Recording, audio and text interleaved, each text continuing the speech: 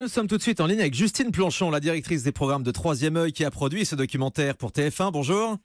Bonjour. Merci d'être avec nous sur Europe 1. On vient de l'entendre, certains estiment qu'on a quand même assisté à un documentaire de propagande pour Emmanuel Macron. Est-ce que vous avez fait un publi-reportage pour le nouveau président de la République ?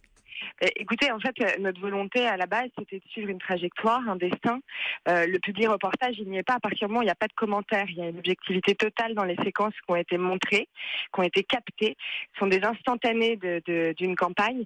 On a encore énormément d'heures de rush.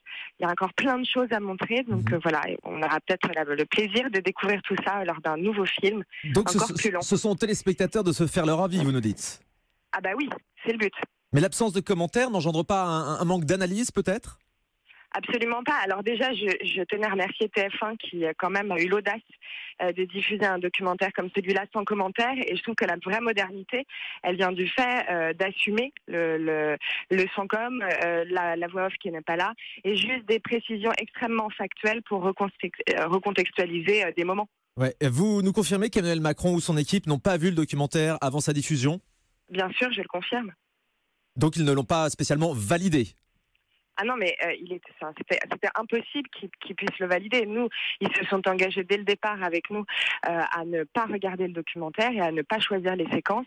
Donc c'est un travail qu'on a fait seul avec le réalisateur et on en est extrêmement fiers. Et votre société de production, en tout cas, a eu le nez fin pour suivre la campagne d'Emmanuel Macron, donc jusqu'à sa victoire dimanche soir. On a quand même l'impression qu'il n'oublie pas tout le temps la caméra.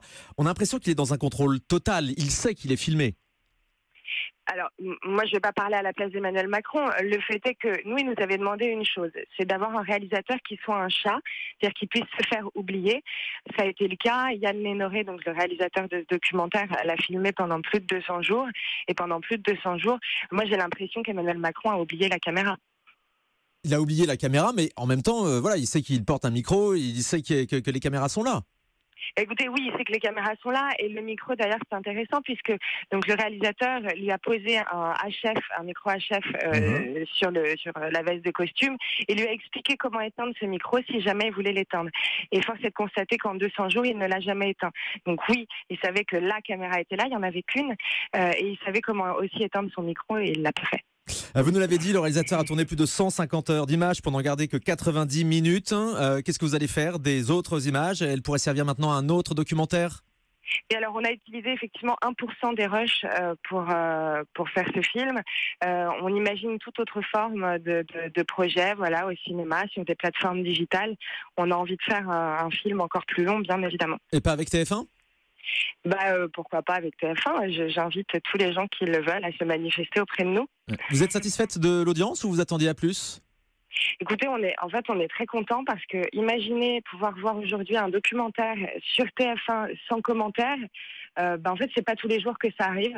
Donc là, il y a un plébiscite quand même pour ce film et on est très heureux, bien sûr. Largement plus que celui de France 3 en tout cas, et ça changeait de Camping Paradis. Merci beaucoup, Justine Planchon, directrice des programmes de Troisième Œil. Je rappelle que vous avez donc produit ce documentaire Emmanuel Macron, les coulisses d'une victoire. Si vous ne l'avez pas vu, il sera rediffusé donc ce soir sur LCI à 21h.